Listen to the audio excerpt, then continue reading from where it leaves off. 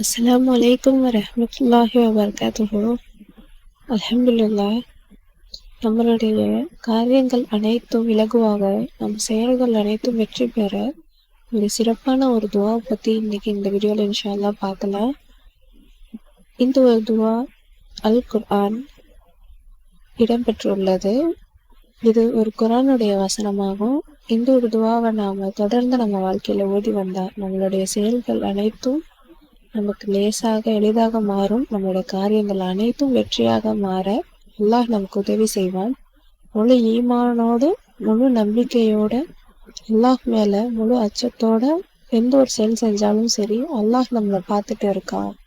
அவனுக்கு பயந்துதான் நம்ம எந்த ஒரு செயலா இருந்தாலும் செய்யணும்.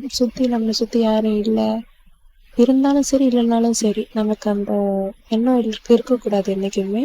ஏன்னா படிச்சவன் என்னைக்குமே நம்மளை பார்த்துட்டு இருக்கான். அவன் என்னைக்குமே நம்மளை கைவிட மாட்டான்.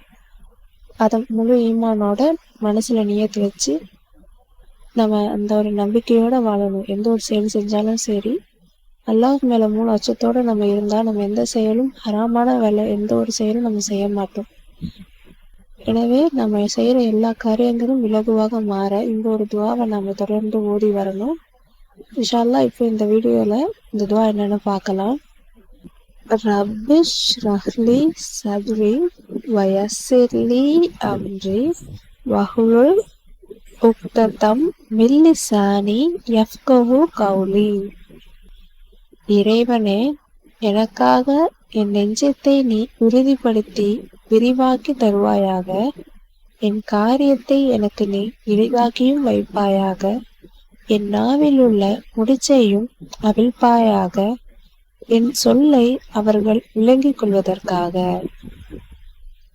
இந்த ஒரு துவா குர்ஆன்ல இடம்பெற்றுள்ளது. 20வது அத்தியாயத்துல இடம்பெற்றுள்ளது.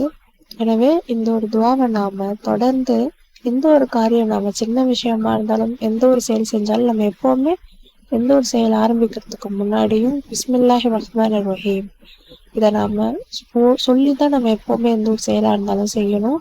நம்ம செய்யற செயல்கள் அனைத்தும் வெற்றிகரமாக இந்த ஒரு துவாவை நாம தொடர்ந்து ஓதி நம்ம அந்த செயலை செய்யலாம்.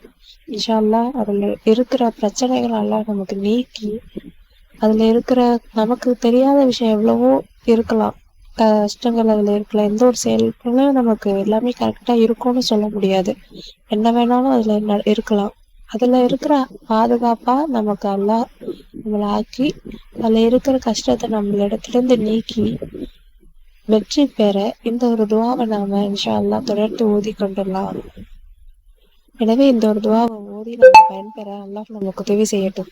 அஸ்ஸலாமு அலைக்கும் வரஹ்மத்துல்லாஹி வபரகாத்துஹு.